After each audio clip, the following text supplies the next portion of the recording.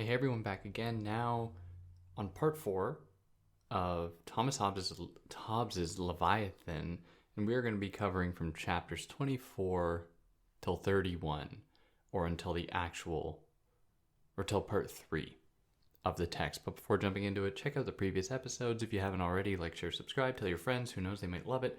Follow me on other platforms if you want to, if you have access to them. You help me out monetarily via Patreon or PayPal, but no pressure to do that. Of course, now let us jump right into the rest of this text, or at least the penultimate part that we are going to cover here, the episode we're going to do. And we're going to start from chapter 24 of the nutrition and procreation of a commonwealth. So God has supplied people with ample resources on the land and sea, but it will still be necessary for people to trade. And this is a necessary thing to consider, because if we're talking about commonwealths, we're talking about sovereigns, and we're talking about people, chances are they're going to need to trade things. Not everyone has access to everything right immediately in front of them. Now, he is totally clear that at the core of it, God has supplied us with the ability to care for ourselves with the ample resources that are easily found right in front of us. Now, knowing this, for Hobbes, one of the sovereign's duties, so far, really the sovereign's prime objective has been to maintain order and peace and to protect from foes. That's been the sovereign's primary duty. Now, Hobbes suggests that in terms of land, the sovereign is also responsible to distribute land to people so that they have ample resources to provide for themselves. Now, like many other little things, this is something that John Locke would come to disagree with, even though he doesn't come out and say, I disagree with Hobbes. John Locke vehemently opposes this idea. For Locke, property is really the most sacred thing. It's not to be given to you, it's something that is earned by working on the land. Now, because for Hobbes, the primary goal of the Commonwealth is to maintain order and safety, this in conjunction with his appreciation of monarchies, which, remember, I said it's not like that's the only one that works for him, it just happens to be his favorite. It is clear that Hobbes thinks that the sovereign should have fundamental control over all the land all the time. That is because if not, then people might gain too much power and risk usurping or challenging the sovereign's authority. So it is in their interest to maintain some kind of power and control over the land so that people don't get too strong, get too powerful, get too wealthy, and then get some ideas about overthrowing the sovereign. Now, in addition to all of this, the sovereign's responsibility in terms of trade is to make sure that people acknowledge and accept universal currencies like gold, silver, or any kind of marker of exchange or tool of exchange, and to make sure that people adopt these across different commonwealths, or that they are engaging with other sovereigns and establishing what will be a common universal currency that they can all use so that they can easily trade among themselves. And the point of that is really to make sure that the people within the Commonwealth can access everything that they need. Because, as we know already, not everyone's going to have all of the resources that they need right in front of them. Some commonwealths might be closer, have easier access to water. Some might be in more desert areas where it's difficult to grow crops, whatever. So trade is necessary in order to make ends meet, in order to provide where things fall short, as per what the land offers immediately in front of them. And that puts us here into chapter 25, titled Of Counsel. So counsel is distinct from command in that it's just an opinion. People who are giving counsel are not ordering anything. They are just for the benefit, or counsel is just for the benefit of the person receiving it, whereas command is for the benefit of the person being commanded. So people who receive counsel can't turn against counselor for bad outcome of some kind of a counsel or conseil, some kind of an opinion or idea. They can't turn against them because there was some negative outcome that came from the counselor's aid. Because part of the task of actually pursuing a counselor is to do research and putting your faith in that person to help you. Now, the only exception is if someone gives you counsel to break the law or to break a sovereign's law. And in that case, then that would be bad. But other than that, Hobbes is clear that someone who seeks counsel for anything has to accept the responsibility for whatever outcome comes from that counsel. And the same is true, he says, of sovereigns who seek counsel, where, if they seek some kind of help or opinion about a matter that they haven't yet legislated about or that the Commonwealth hasn't dealt with before, they can't get mad at the counselor for helping them. They can only really be upset with themselves. Or if there's a negative outcome, at the end of the day, it's their fault for having made the choice because they are the one commanding. And they aren't, the counselors are not making any decisions. Now, as per the actual how counseling should be conducted, Hobbes says that the best way that counseling is conducted is if you get many opinions from many people, many different areas of expertise, and you pursue those or you seek those opinions separately from one another. So you don't just get a bunch of people into the room throwing opinions around, because then you can't get anywhere.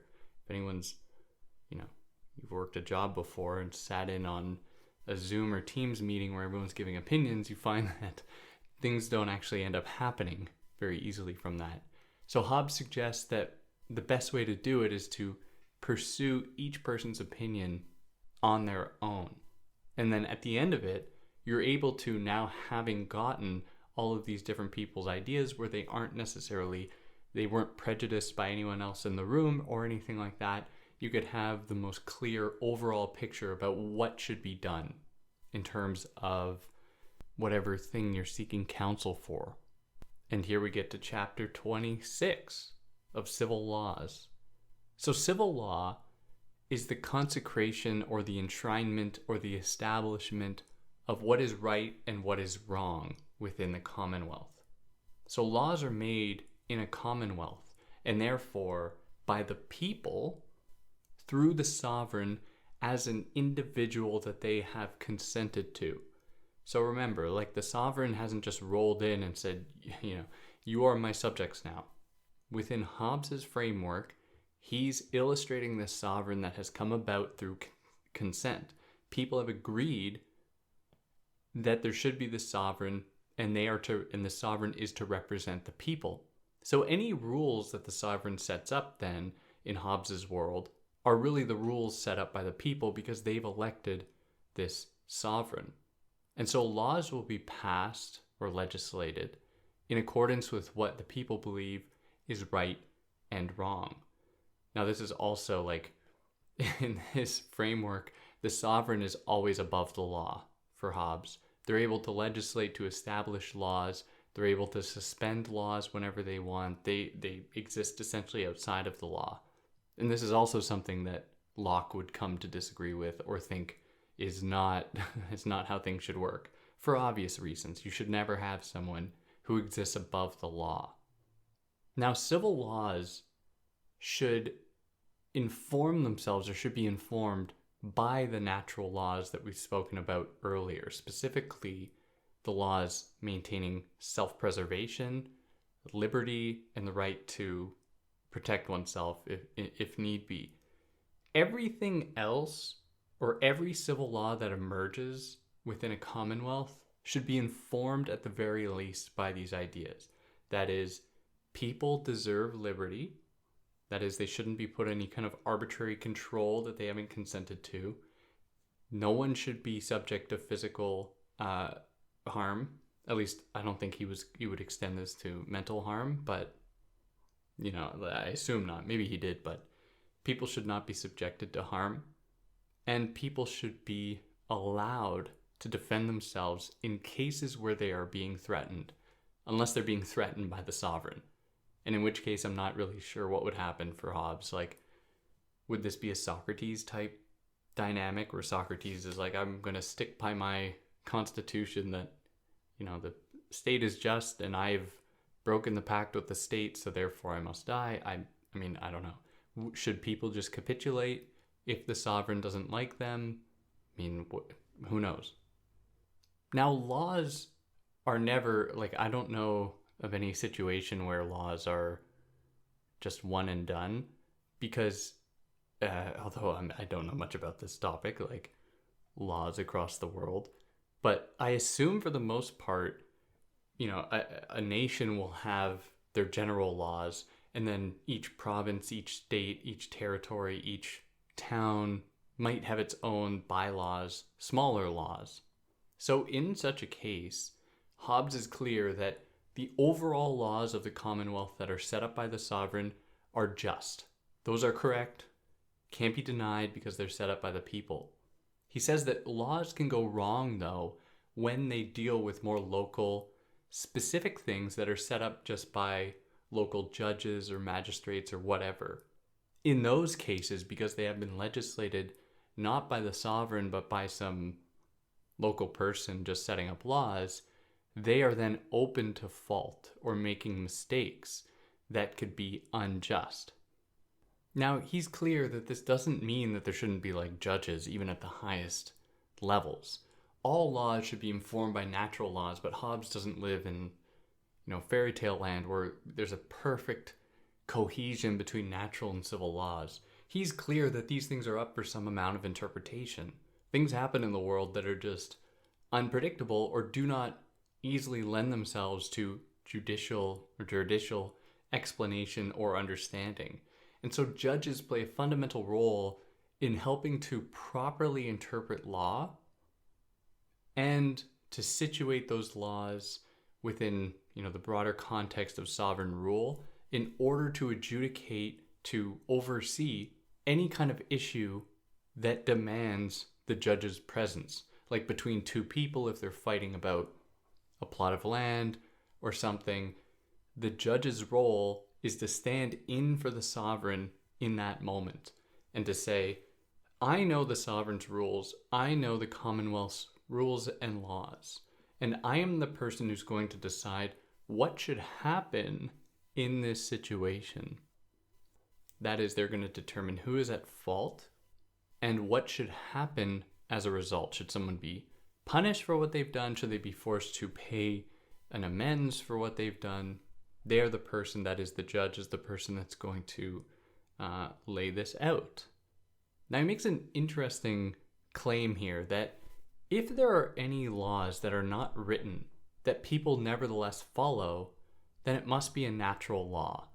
And it's an interesting thing because it's hard to say what that necessarily looks like, because for him the natural laws are like self-preservation, liberty. And at the time when he was writing this, it was before the American Revolution. I don't know how many commonwealths had liberty enshrined in their law books. So at the time, he was just kind of taking it that liberty doesn't need to be written down. It's just an accepted law that everybody must follow. And in which case, is it really a law if it's just kind of assumed? Or is this more a demonstration of order? Or, bigger question actually, what is the difference between order and law? Can you have order without law? Can you have law without order? I get this question from Colasso. Not important, but a thought experiment for yourself. Now, good judges have 4 fundamental qualities for Hobbes. That is, they have knowledge of equity, they have contempt of unnecessary riches, they have they harbor a lack of emotionality, like love, hate, contempt, everything like this. And they are patient and diligent.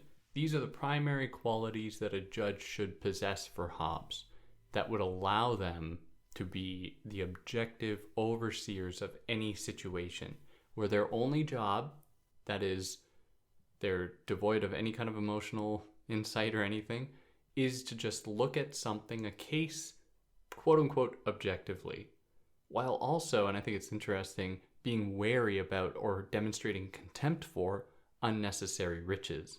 because that makes a lot of sense. As certainly like we see in the criminal justice system in the United States, for example, right now, people with more money are going to have a better time in the justice system than people with less money, which seems unfair. But that's just the way it works there. Not to say it can't change or shouldn't change, it's just the way it is now. And it seems like they might learn something from Hobbes. Should judges have contempt for unnecessary riches? Now he further divides laws into two kinds. He suggests there are fundamental laws, and these laws protect the commonwealth itself and the sovereign. And if you break these laws, these fundamental laws, it might mean that the commonwealth disintegrates, like treason, for example, or to conspire against the sovereign, or regicide, or anything like that. These are fundamental laws.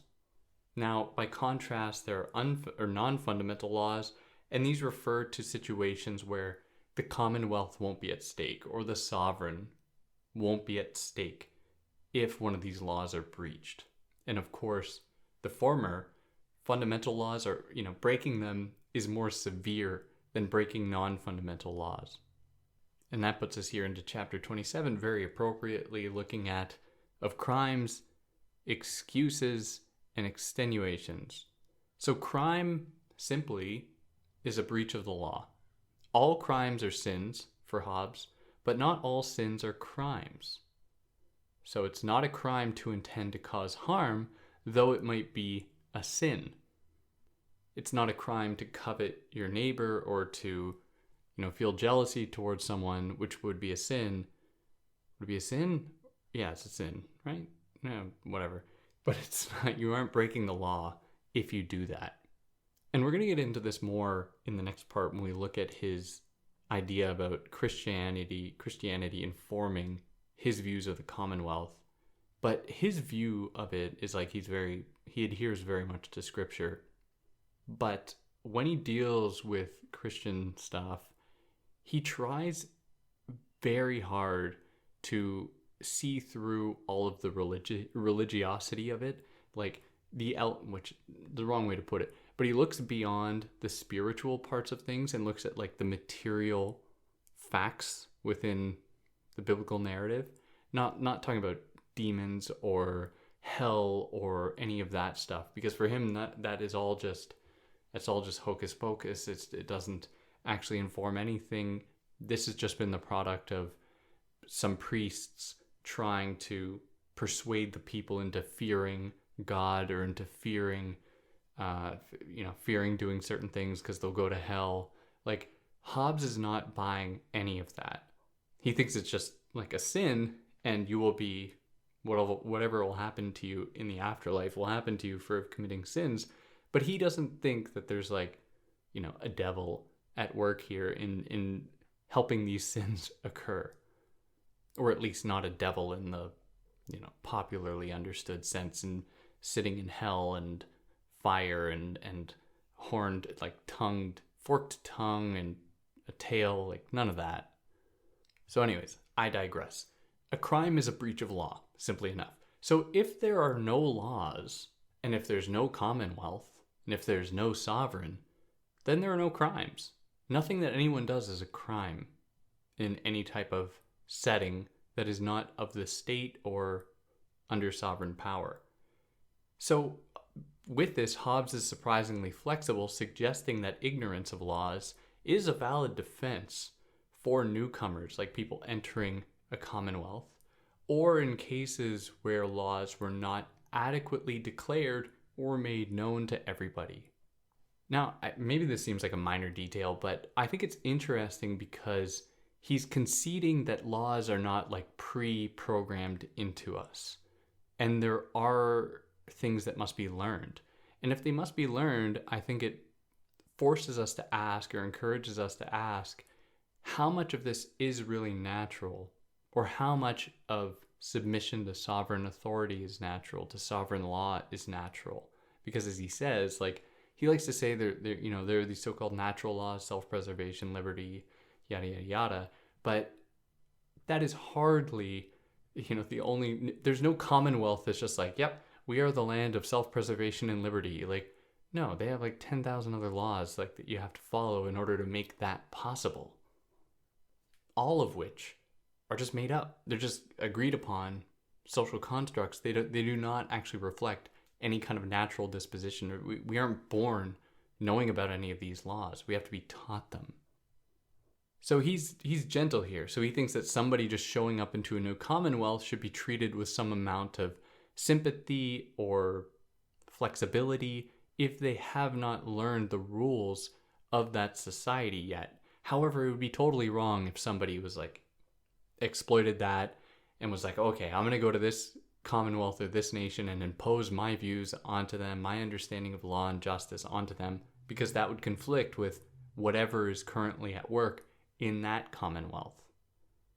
Moreover, he's clear that ignorance about punishment is no defense. So if you knew that breaking a law was wrong, or like you were breaking a law, you can't say, oh, I didn't know this was going to result in like the death penalty, and then therefore you're off the hook.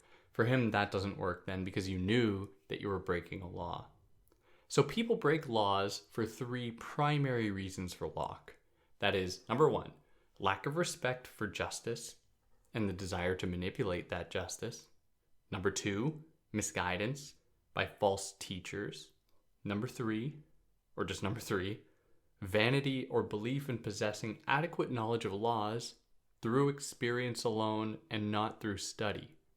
So the first one is easy, lack of respect for justice and desire to manipulate it. You're just, seen as being a vagabond delinquent, I guess, in this type of situation. The second one, referring to misguidance, maybe you've been led astray. Somebody has claimed to speak the sovereign's laws, but they actually aren't, and you believe it, and then you're led astray. I assume that, I don't know what he'd think if people who went through that should be treated more leniently. And then the third case refers to people believing that they have more knowledge than the laws actually lay out, where people are like, oh, I don't need to review the laws. I understand how things work. I don't need to, I've lived my life this long. It's totally fine. And then they can be led astray by their own faith in themselves, their own belief in their own knowledge. Now, he's clear, though, that people who are mentally ill or children should not be held to the same standard as others. People who are not actually able to follow the laws for whatever physical or psychological reason, for Hobbes, shouldn't be treated like they were able to for him. Now, with all of this, crimes and the responses to them are not really set in stone. That is, there's always going to be some interpretation by looking at a case, that is what the judges are doing, and determining, was there intent? Who is affected and how much? So some of the things that must be considered are intent. They have to also consider the likelihood of contribution to further crimes. Like if a judge is overseeing a case, they're going to look at it, they're going to look for intent, and they're going to look at whether or not the actions committed are likely to produce copycats or likely to produce more crime, in which case they should treat it more harshly in order to send a message.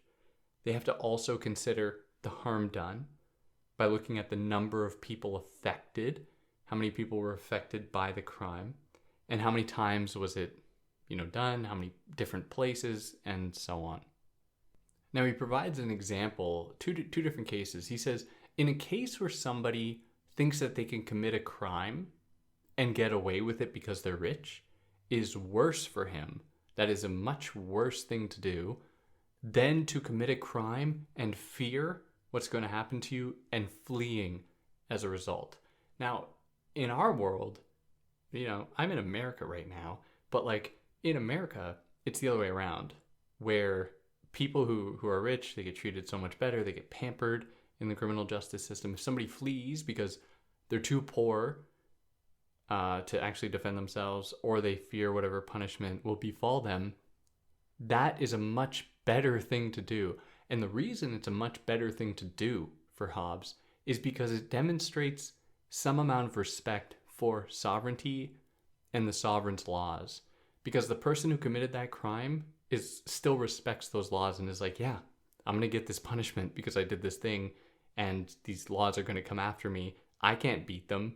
I can't beat these laws. I don't claim to be above these laws. I've done something wrong, and now I'm just going to run. And that's all they're going to do. But the rich person who says, yeah, I'm bigger than these laws. These laws don't affect me. For Hobbes, that's like blasphemy. Like, you cannot do that.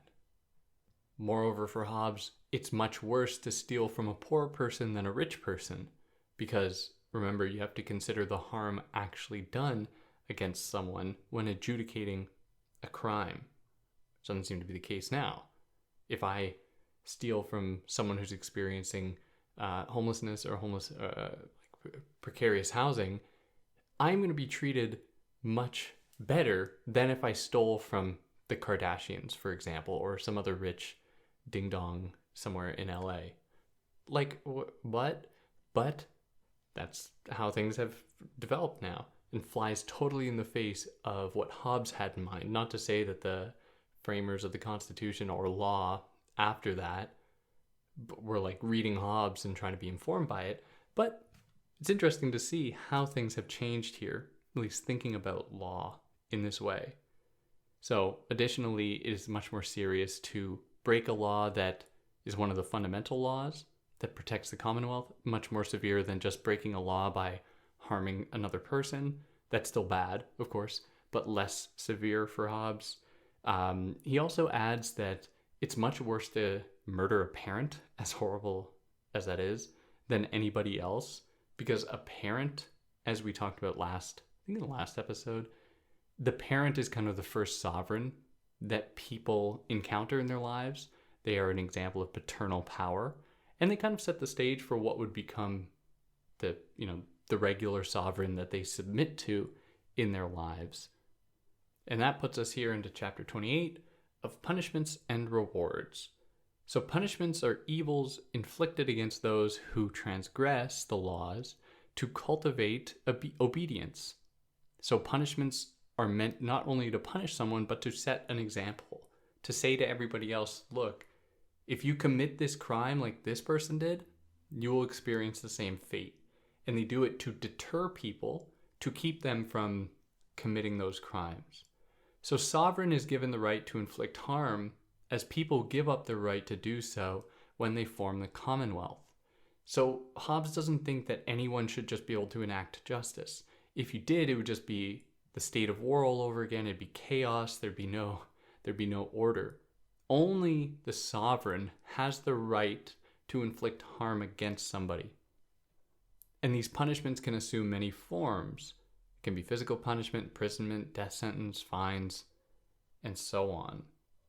So it is unjust to punish the innocent unless they are foreign, and their punishment would be good for the Commonwealth, as Hobbes suggests. For the Commonwealth is the final good.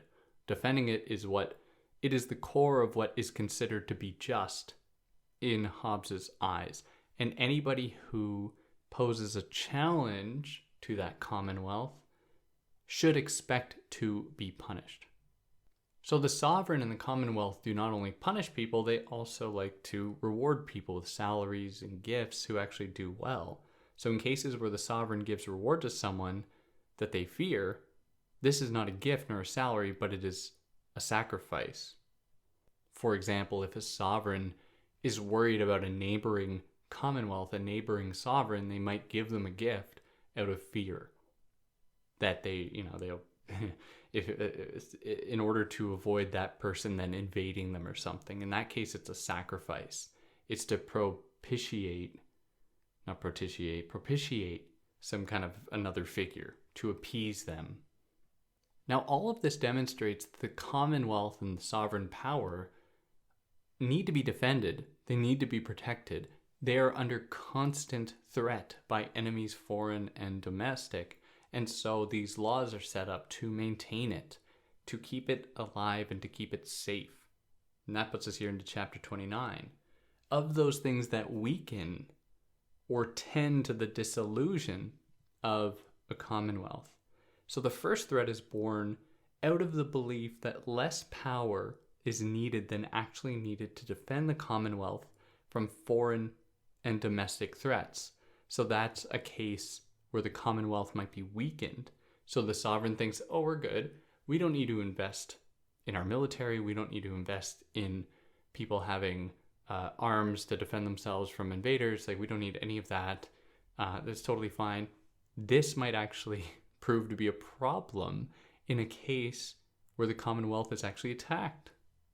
Or perhaps the Commonwealth thinks that they don't need to write down every single law or adjudicate everything.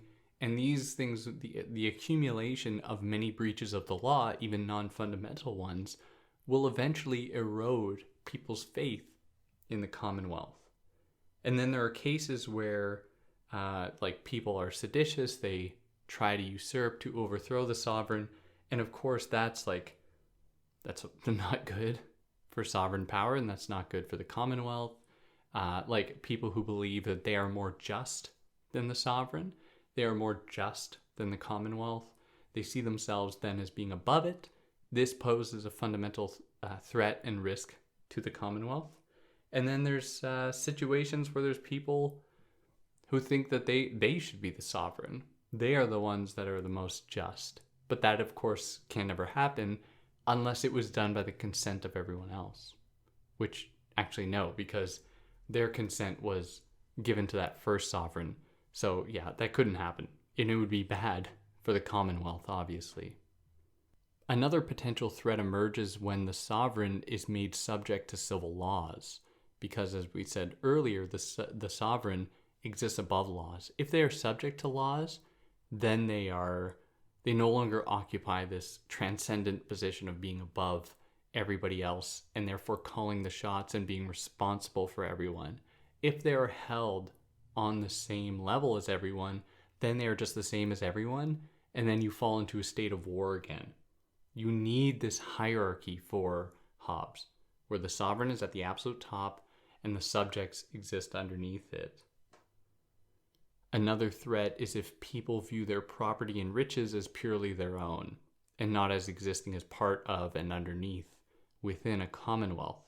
And in such cases, because they believe that everything that is theirs is truly theirs, they will just accumulate more and more power and wealth and eventually overthrow the sovereign. And then the final threat that he considers is the case of a divided sovereignty, where there are too many powers that infiltrate, too many cooks in the kitchen, and so you have this state of war at the level of sovereignty. Perhaps it splits into two different commonwealths, and then you have pure chaos. None of that works for Hobbes. Now, he sees, of all the people, like we've already mentioned, he did not have a very good view of a very rosy image, understanding, appreciation for the Greeks. And he repeats that here to say that of all of the people in history, of all the philosophers, he thinks that the Greeks were the most harmful to his idea of the Commonwealth, of Leviathan, because of their, I think the term is their tyrannophobia. That is, the Greeks didn't like tyranny, they liked democracy. The Athenian Greeks liked democracy, at least on paper. And so he thinks that that's a fundamental problem. Because for him, the Commonwealth can look many different ways. It doesn't need to just be a democracy as they would appreciate it. And because they input this vision onto everybody, what they do is they limit, or what they're doing, or what they've done, is limit people's opportunity to actually embrace different kinds of commonwealths that would actually be best for them, like a monarchy or aristocracy.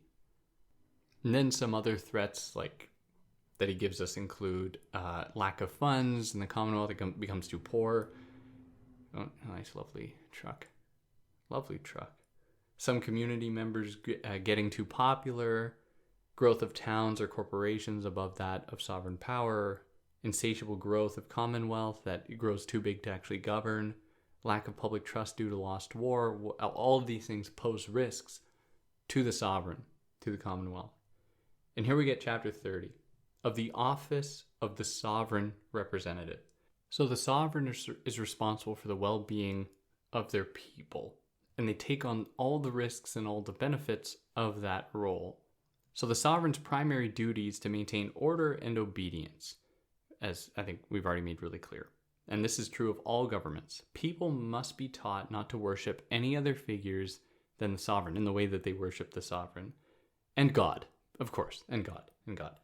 And they have to be taught not to speak ill of the sovereign, and they have to be taught the rules and laws and the connection between sovereign and divine power. These things are all connected.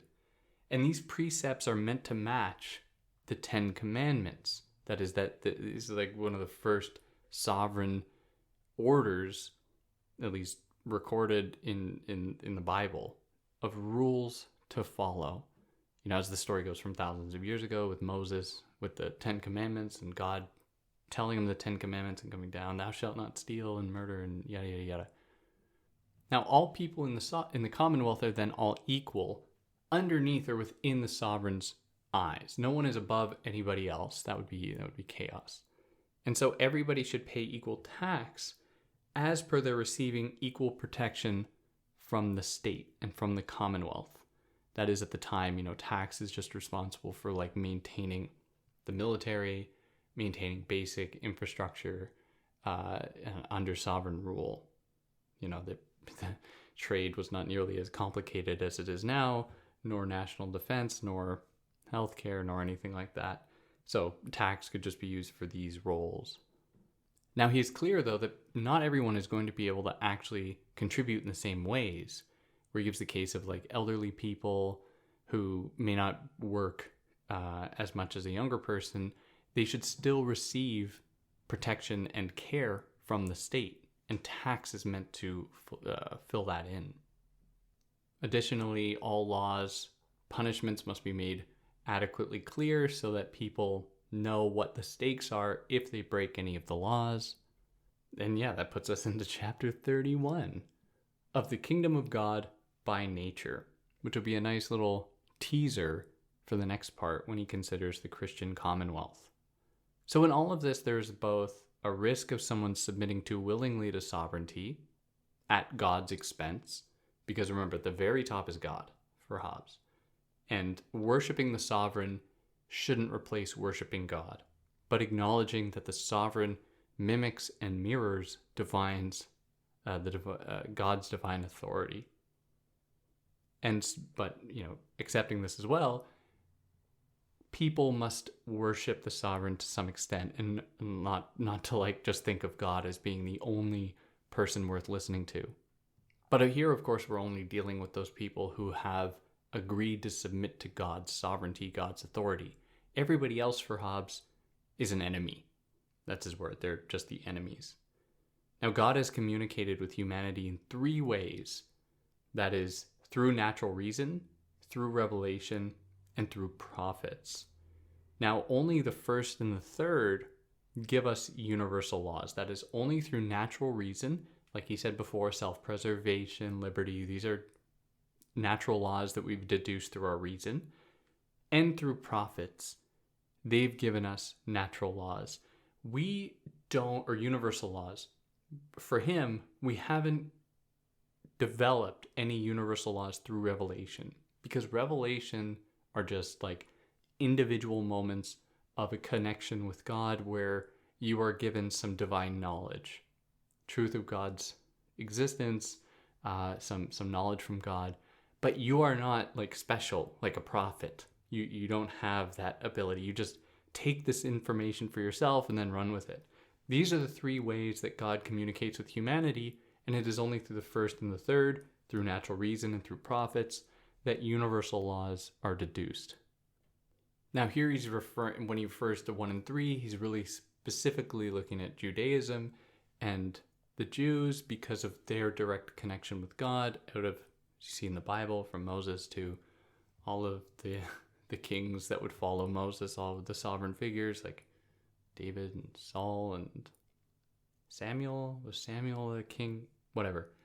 All these people that would follow afterwards.